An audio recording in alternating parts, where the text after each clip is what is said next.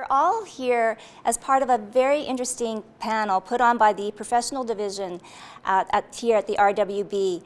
And first of all, we would like to do some thank yous. The RWB School Professional Division Audition Tour has been made possible in part by the Government of Canada and the Manitoba Arts Council.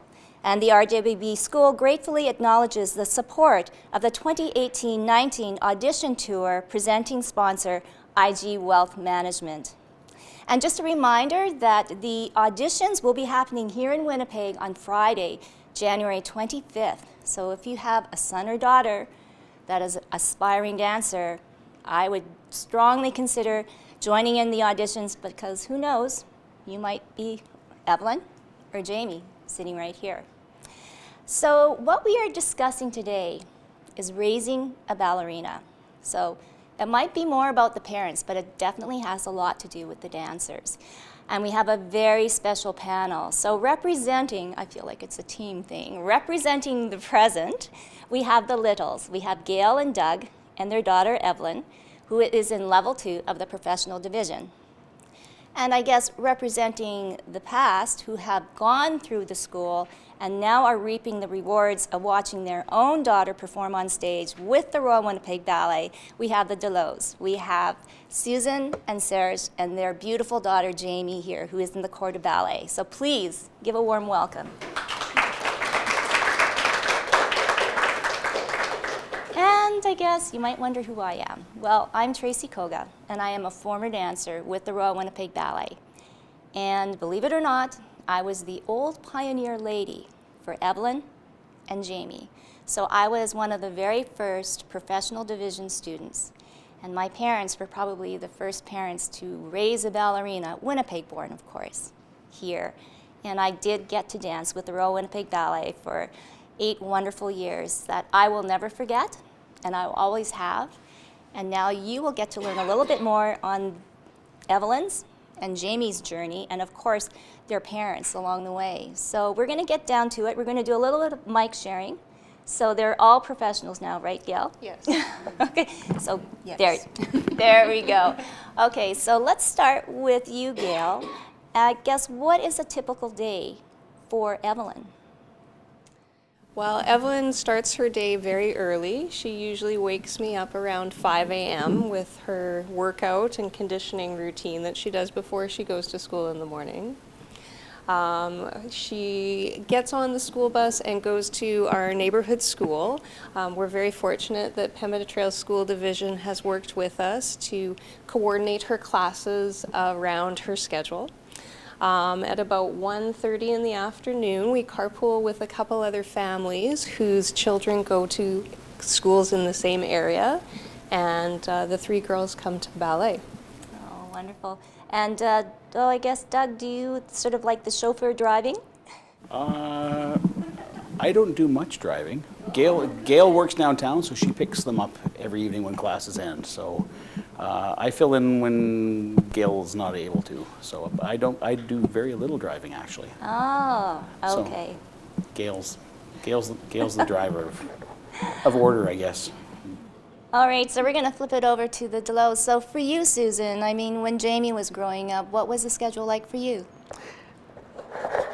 It was very similar to what the Littles have experienced in that we were carpooling and driving around. It was mostly, though, Serge and I carpooling together because Jaimi was one of the only students in the area who was actually going to the school in her area. It worked out well for us.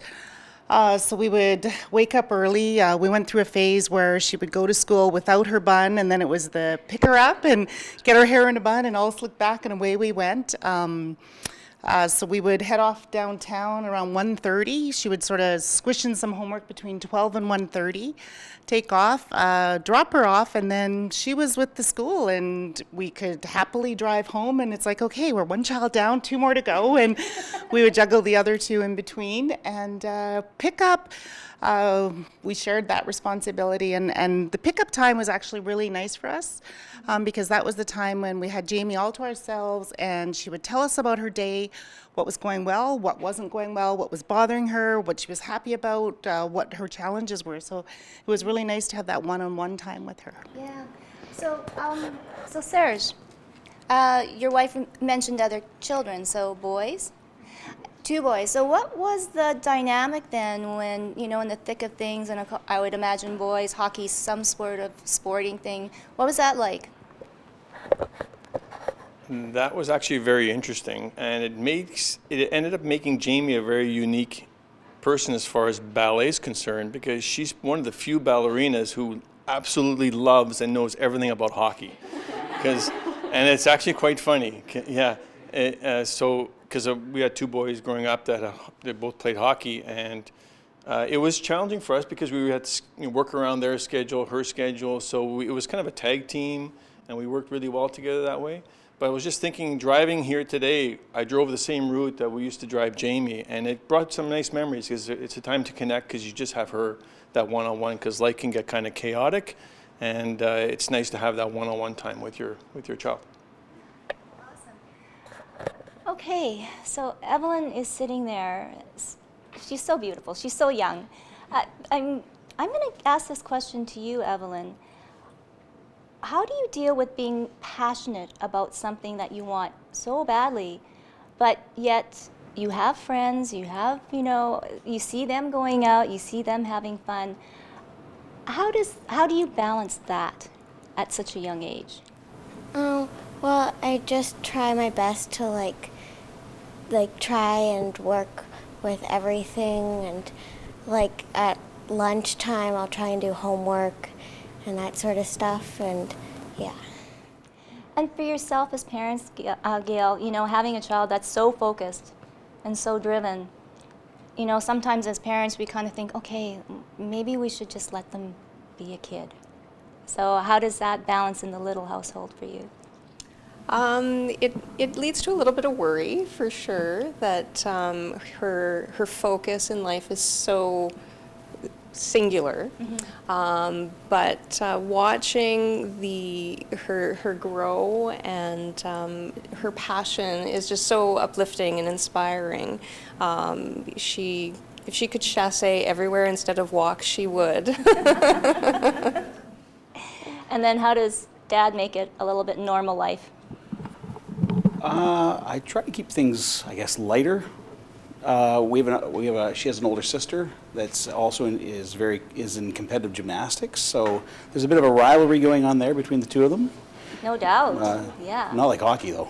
But yeah, so they both have their I guess demands placed on them of the activities they take place in or they're active in. So, but to keep things light. She's pretty grounded.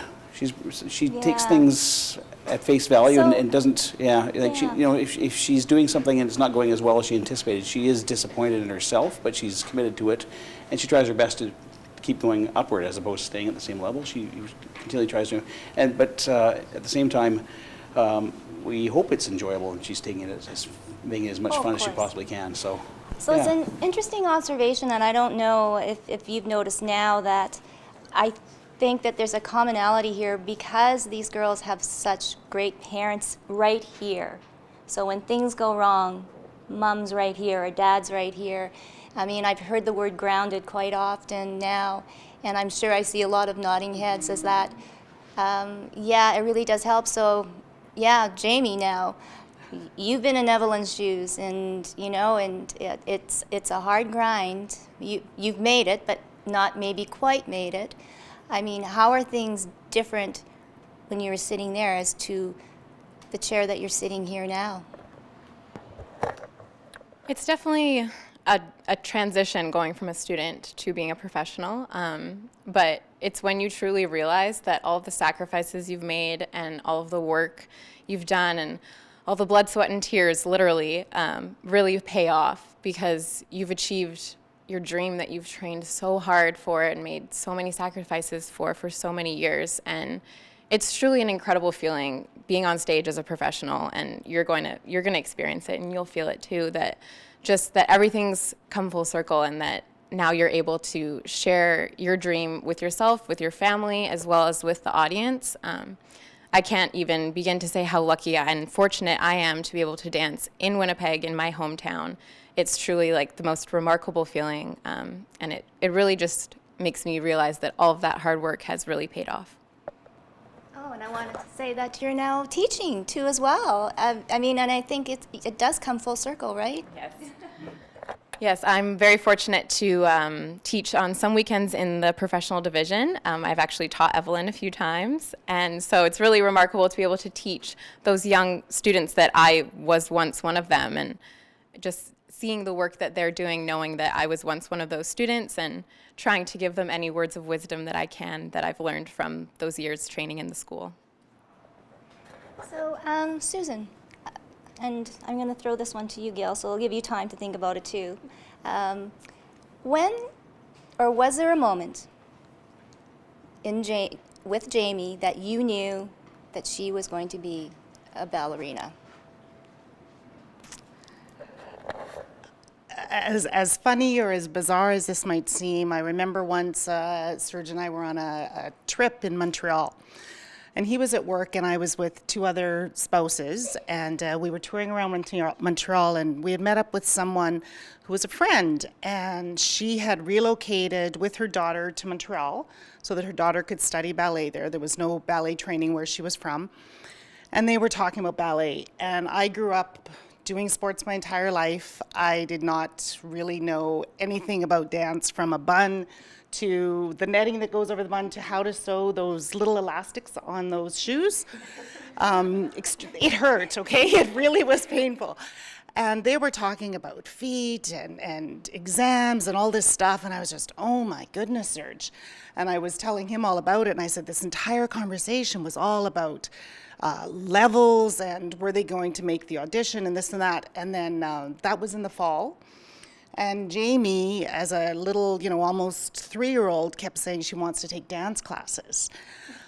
And I was like, okay, here we go. And we went in, and the dance teacher was talking about her feet and her walk and her this and her that. And I'm like, oh my gosh, Serge, she's 3. What are they talking about? So it was really quite bizarre. And then when she did audition with the professional division, and made it to summer school, I remember sitting down with the faculty, and they were talking to us about what to expect. And she was 10 at the time, and they said, essentially, your child is choosing her career. And Serge and I looked at each other, and we kind of chuckled, thinking, okay, this was a bit of a joke. And they said, no, she's training for her career. And it was at that moment that we thought, this is for real, and we need to support her. But we also knew that it was Jaimi's decision. It was Jaimi's choice. It was never Serge's or mine. We were there to support her in her decision and to do what we could, which really wasn't much. She's blamed me for her toes not being the right length or this and that and everything else that I don't really even understand. But it was always her decision. So we did realize at that point that this is serious, this is intense, and we have to take this more than just an extracurricular, and supported her that way. Wow, and it's true now. I mean, since I've been in the school, it is a whole system. We have Joanne Gingras here, and she's part of the artistic faculty, and it truly is it's much more than just pliés and tendus. It's a full bore career, and they really try to do the most that they can. So now, Gail, we had talked previously, and you do have a dance background, so you might know how to sew a few ribbons and elastics. But for you, I guess maybe that's still an ongoing question, for you. But is there a moment, or was there a moment for you with Evelyn and choosing dance? I think there was several moments that happened that sort of kept us scratching our head thinking, what's going on with this? She danced at a local studio, and she enjoyed dance but hadn't started as early as some of her fellow dancers, and she was offered a ballet solo. And we thought, wow, that's great, that's fantastic. So she started learning the solo, and then we found out that she was the youngest dancer to be given a ballet solo besides the director's daughter. And so then we were like, oh, okay, we didn't know that there was that much promise. So through that studio, she did very well at competitions and ended up winning a scholarship to come to the RWB summer session. So I think that's when we sort of went, ooh, this might be something. And same with Evelyn. So far, so good. Yeah. Yeah, it's a big change going from a local dance school into something as structured as a professional program. And so how have you found it so far, Evelyn? It's lots of fun, and they really want everyone to succeed, and they try and benefit our dancing as much as possible. Oh, yeah. So I'm going to actually change the subject. It might be a little bit more personal, and Jaimi can attest to it. And I think, Evelyn, you can too. Well, I certainly can. When you're a dancer, there's definite highs, definite highs. But then as high as you can go definitely low. And expectations are always up there. So, Serge, I know, the dads are always kind of left, I think, sometimes out of the equation. My dad was, very quiet and everything like that. But for yourself, you've got two busy boys too. Anything come to mind when, Jaimi was feeling down, and how did you cope with that? For me, it was a bit frustrating because I knew there was nothing I could say that would improve her plie, definitely, or any other kind of, or anything else that had to do with ballet specific or the technique. So it was a bit frustrating because she'd come home and she'd be distraught for whatever reason, and there was nothing you could do to really help her other than support her and say, encourage her, say, keep working hard, ask questions, that sort of general stuff, which I think in the long term helps you as a human being, as a person in your life.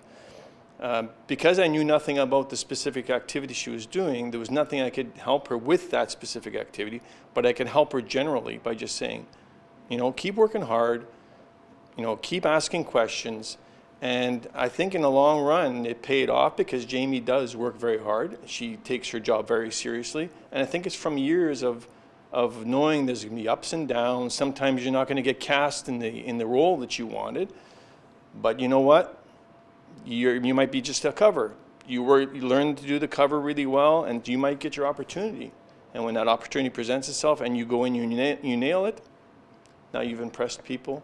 So you just keep working hard. So for me, that was frustrating for me because I can't tell her how to hold her hockey stick or skate faster or play goal or whatever, but I could tell her to keep working hard and ask questions and listen to your teachers because they know what they're doing.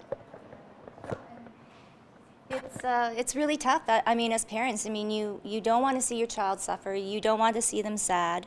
Evelyn is at a very young age now, but and obviously they're close to their moms. But Doug, then how do you sort of help Evelyn through her tough days?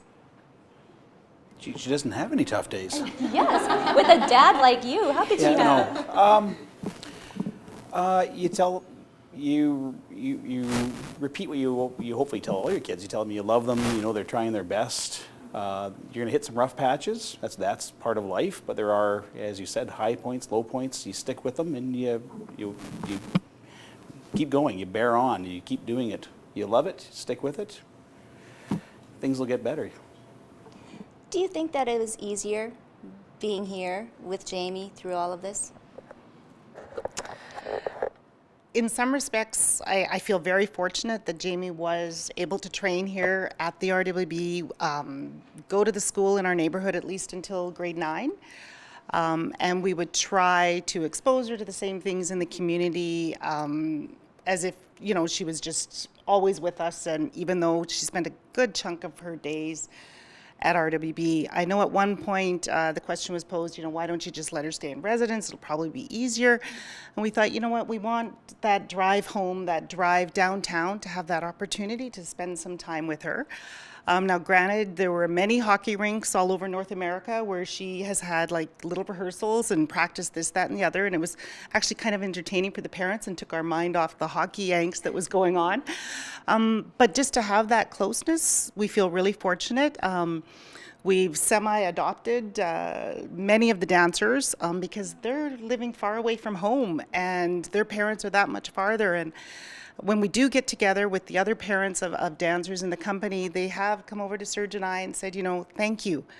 You provided a little bit of grounding for our son or daughter as they were going through the school, and now even when they're in the company and we get to have, you know, Christmas celebrations together because all the dancers stay here and don't get to go home to their families because they're performing in Nutcracker. So we are fortunate that we live in Winnipeg and Jaimi's with the RWB and was able to train with the school in our city where all her family and friends are and where she grew up. Yeah, I know. Yeah, I know that dancers really appreciate a home away from home. Gail, would it ever be a thought for you or Evelyn to leave Winnipeg? Or is Winnipeg it?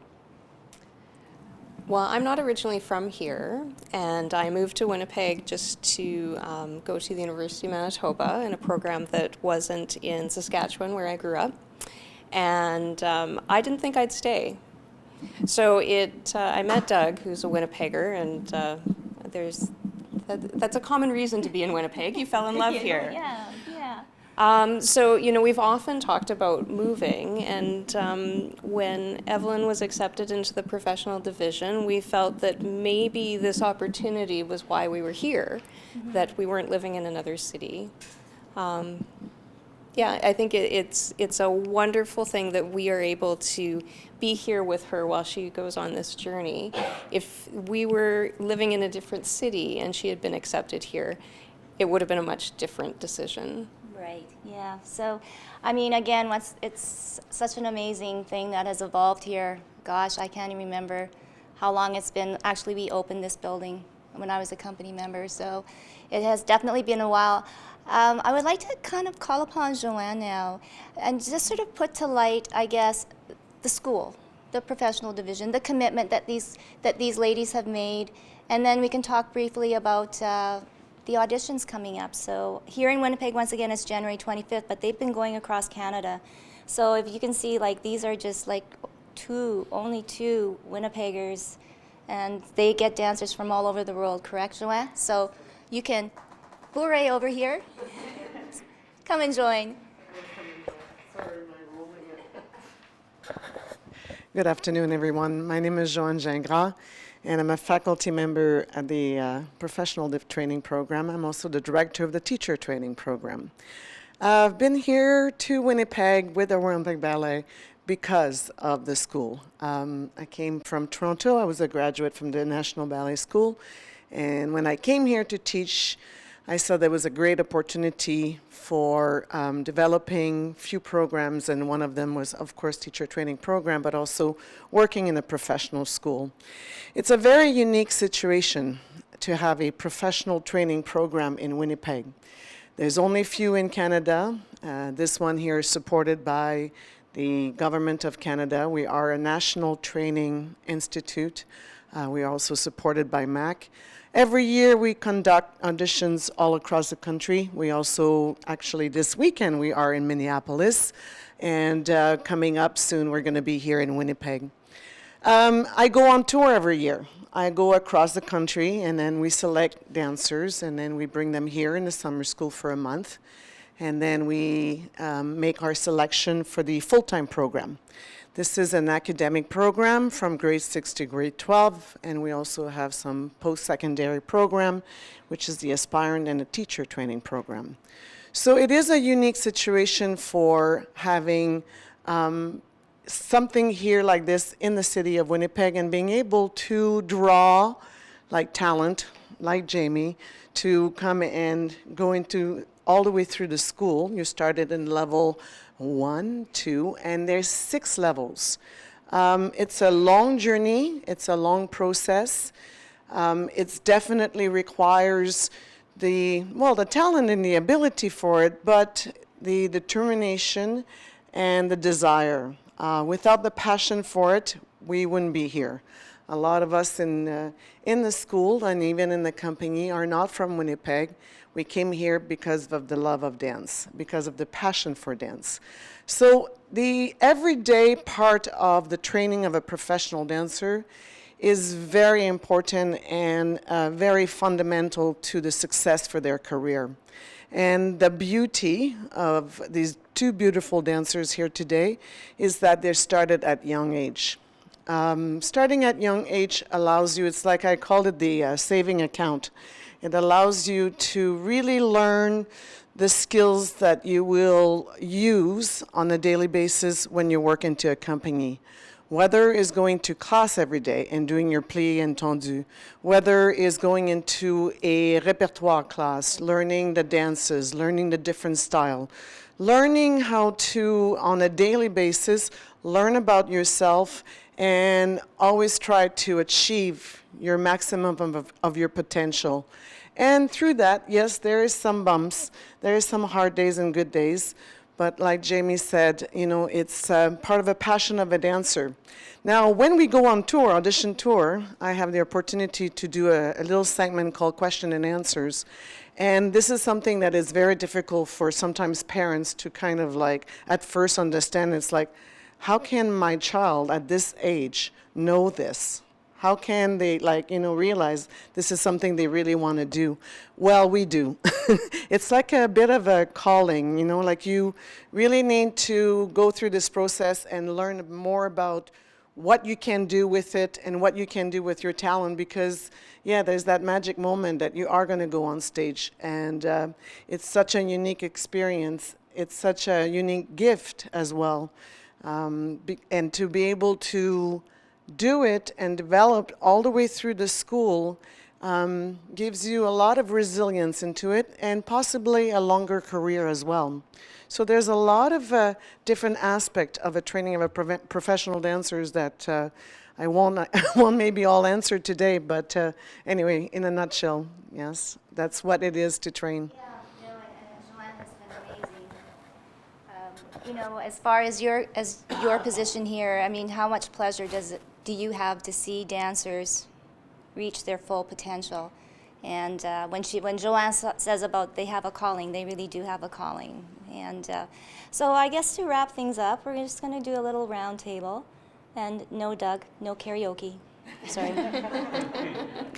Because it is about the parents. I mean, the dancers are the dancers, and yes, they're praised, and we see the rewards on stage. But if you want to think about words of wisdom, I mean, your own personal thoughts on raising a ballerina, because I'll say that they're very special.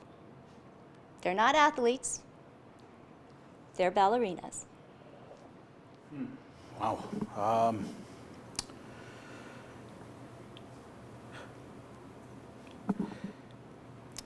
Let them live their dream. It's her dream, her passion, her life, everything. You know, it's funny to say this to I guess now a 13-year-old, but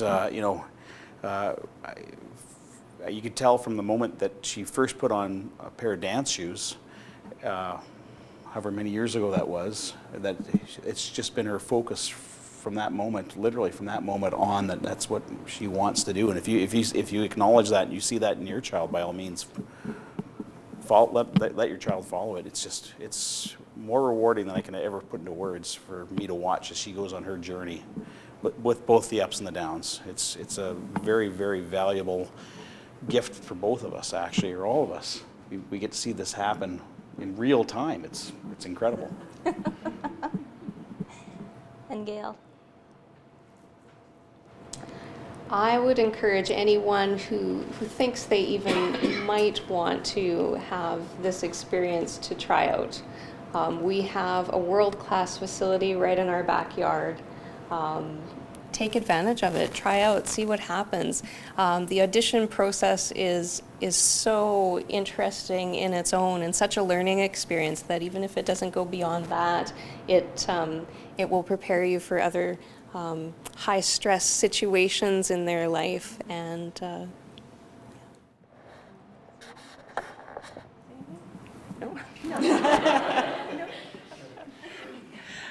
My advice to any parent with an aspiring dancer would be really to let them live their dream, to provide them with the opportunity, to be there, to be present, but to recognize that it is their dream, and you can just support it, cheer them on, and smile. No matter what happens, just smile, give them a hug, and just be there. I just want to say that I can honestly say without my parents' support and without the training that I received at the school, I would not be a professional dancer today. It's made an incredible impact on my life and really, truly has helped me to achieve my dreams. So that's the best way that I can say it. And I'm so grateful to both my parents and to all of the staff at the school for truly helping me to become a professional ballerina and achieve my ultimate dream. For me, as a parent, I think one of my greatest wishes for all three of my children is for each one of them to find a passion, something they love to do. So for her to find something that she absolutely loved to do, it was easy to support. And it makes me extremely excited when you see your child find something that they really love to do, and then you just support it, and it's very rewarding to see them actually fulfill that dream, if that's what regardless of what it is, ballet, hockey, school, whatever, something they love to do, you support it. So because it was ballet for Jaimi, absolutely, I would, it's a dream for me, for your kid to have something that they absolutely want to do the whole time. So it was very simple for me, because it's what I want as a father. You know what? We want to thank all of you, Doug, Evelyn, Gail, Susan, Jaimi, Serge. Serge, you made me cry. Oh, my goodness. And Joanne, you know what? This is an amazing school. And it's going to make me teary-eyed because it reminds me of my mom. And she was very special. And my dad, too. So, again, a reason why I had such a wonderful career here with Royal Winnipeg Ballet. And for all the aspiring dancers out there, just a reminder that there is the audition tour, and auditions are happening here in Winnipeg on January 25th. For all the information, you can go to rwb.org, and there is a master class. So hey, mums and dads, if you want to put on those dance shoes. Maybe Joanne will put you through the paces. But once again, thank you. Good luck to you, lady. I'm sure we'll see you on the stage. And Jaimi, we're going to see you many, many more years on the stage, so thank you so much. And thanks for joining us. For Hugh, I'm Tracy Koga.